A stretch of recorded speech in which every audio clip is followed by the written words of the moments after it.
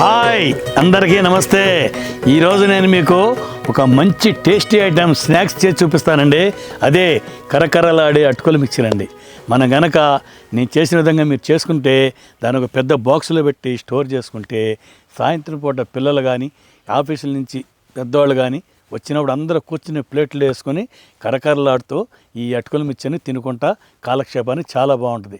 కాలక్షేపం చేయాలన్నా, ఏదన్నా ఊర్లో వెళ్ళేటప్పుడు ట్రైన్లోకి బాక్సులు కట్టుకెళ్ళాలన్నా, అలాగే పిక్నిక్ వెళ్ళేటప్పుడు ఈవినింగ్ టైంలో స్నాక్స్ కింద తినాలంటే ఈ కరకరలాడే అటుకుల మిర్చిలు చాలా టేస్టీగా ఉంటుంది.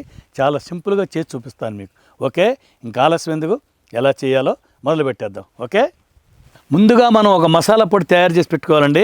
వాటికి ఏం కావాలో పదార్థాలు ఇక్కడ ఉన్నాయి చూడండి. 1 చెంచా జీలకర్ర, 2 చెంచాల సోంపు, 2 చెంచాల ధనియాలు, అలాగే ఒక 2 చెంచాల కారం, చెంచాన్నర ఉప్పు, 1 చెంచా పసుపు. ముందుగా ఇవన్నీ పొడి చేసి పెట్టుకోవాలండి.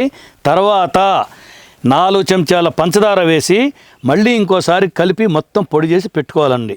ఈ విధంగా తయారు చేసుకుంటే ఒక మంచి మసాలా పొడి తయారవుతుంది అనమాట. ఈ పంచదార మాత్రం మిగతావన్నీ పొడి చేసిన తర్వాతే ఈ పంచదార వేసుకుని పొడి చేసుకోవాలి. ఇది మాత్రం గుర్తుంచుకోండి. ఏమీ వేయించిన అవసరం లేదండి, అచ్చంగా అలాగే పొడి చేసుకోవాలి. ఇదిగో ఈ విధంగా పొడి చేసి పక్కన పెట్టుకోవాలి. ఓకే, నేను చేసే ఈ కేజీ అటుకులకి చూసారా, అటుకులు ఇవే అటుకులు తీసుకోవాలండి. మరీ పలచగా ఉండే అటుకులు అయితే దీనికి పనికిరావు అన్నమాట. ఈ విధంగా అటుకులు అయితే చాలా పర్ఫెక్ట్గా వస్తుంది. ఈ కేజీ అటుకులకు గాను మనం 150 గ్రాములు చట్నీ పప్పులు అంటే పుటాణి అంటారండి, అలాగే 150 గ్రాములు పల్లీలు, ఒక 30 జీడిపప్పు పలుకులు, ఒక ఎండి కొబ్బరి చెప్ప దీన్ని సన్నగా పొడవుగా కోసుకోవాలండి. అలాగే 15 పచ్చిమిరపకాయలు చిన్నగా చీలికలు చేసి పెట్టుకోవాలండి.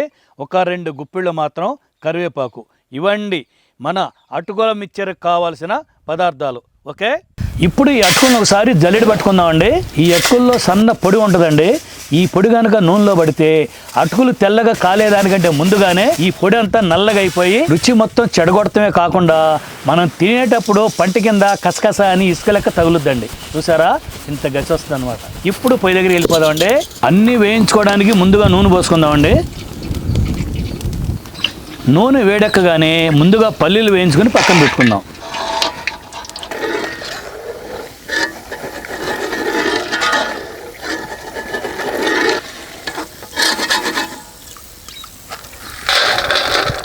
పప్పులు కూడా వేయించుకొని పక్కన పెట్టుకుందామండి.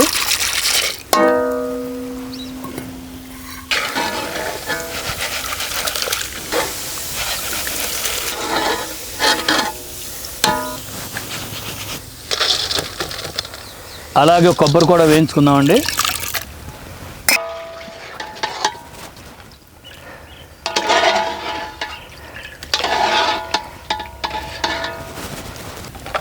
జీడిపప్పు కూడా వేయించుకుందామండి.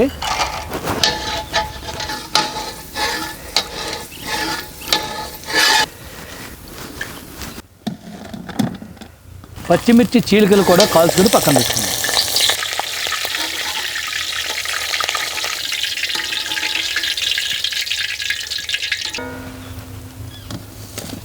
ఈ కరివేపాకు కూడా బాగా డ్రై అయ్యేటట్టు కాల్చుకొని తీసి పక్కన పెట్టుకోవాలి. ఇవేమి మాడిపోకుండా కరెక్ట్గా కాల్చుకోవాలండి.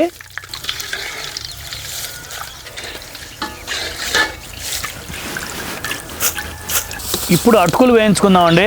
అటుకులు వేయించుకోవడానికి నూనె బాగా వేడిగా ఉండాలండి, ఇది గుర్తుంచుకోండి.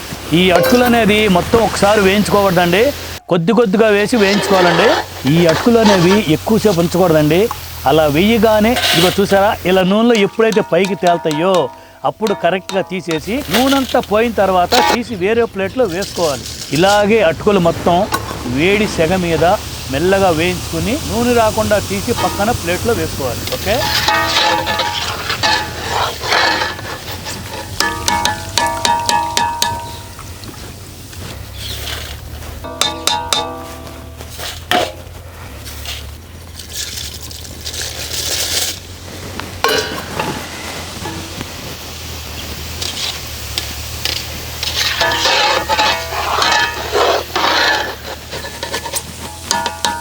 చూసారండి, అటుకులు అనేవి మనం వేయించుకున్న తర్వాత మొత్తం ఈ విధంగా తెల్లగానే ఉండాలి, కలర్ మాత్రం మారకూడదు. ఇప్పుడు 4 చెంచాల నూనె వేడి చేసుకొని తెల్ల నువ్వులు 4 చెంచాలు వేసుకుని చిటపటలాడే వరకు వేయించుకుందాం. నువ్వులు చిట్పట్లాడే కదండి. ఇప్పుడు వీటిని పక్కకు తీసేసి మనం ముందుగా తయారు చేసి పెట్టుకున్న మసాలా పొడిని ఇందులో వేసి చక్కగా కలుపుకుందాం. ఇదిగోండి, ఈ విధంగా మొత్తం బాగా కలుపుకోవాలన్నమాట. పొయ్యి దగ్గర పని అయిపోయిందండి. ఇప్పుడంతా కలుపుకునే పని అన్నమాట. ఈ అటుకుల్లో ముందుగా మసాలా పొడి అనేది వేసుకుని బాగా ఈ మసాలా పొడి మొత్తం అటుకులు తెల్లగా లేకుండా మొత్తానికి పట్టించుకోవాలన్నమాట.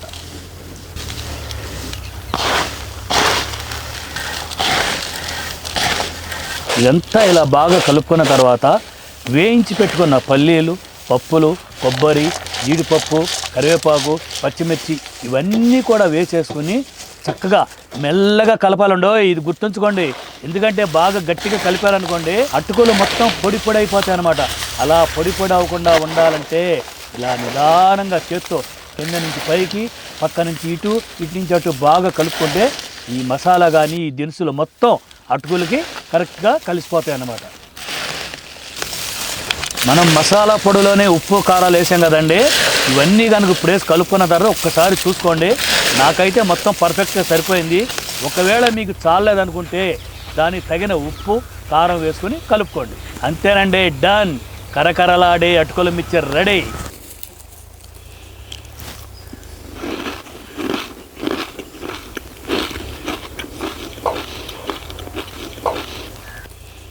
అబ్బా, భలే కుదిరిందండి. కరకరలాడుతూ మంచి టేస్ట్ ఉంది. చాలా బాగుందండి.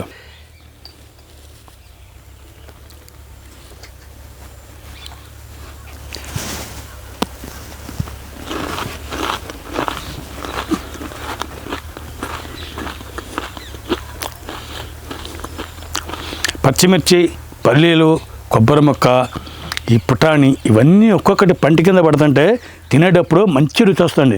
చాలా సూపర్గా కుదిరింది అనమాట. మీరు కూడా తప్పనిసరిగా ట్రై చేయండి. ఒక్కసారి తిన్నారంటే పిల్లలు కూడా మమ్మీ మళ్ళీ మళ్ళీ అటుకులు మిక్చర్ చేయ మమ్మీ, చాలా టేస్ట్ ఉందంటారు. అంత రుచిగా ఉంటుంది అనమాట ఇది. మీరు మీ బాబాయ్కి ఇంకేమేమి స్నాక్స్ కావాలో, ఇంకేమేమి ఐటమ్స్ కావాలో తప్పనిసరిగా కామెంట్ సెక్షన్లో పెట్టండి. సీరియల్ ప్రకారం అన్నీ 1 by 1 చేసి మీకు చూపిస్తాను. ఓకే, మంచి వంటకంతో నెక్స్ట్ వీడియోలో కలుద్దాం. ఓకే, ఈ వీడియో కనుక మీకు నచ్చినట్టయితే లైక్ చేయండి, షేర్ చేయండి. మరిన్ని మంచి వీడియోల కోసం సబ్స్క్రైబ్ చేయండి. Okay, bye.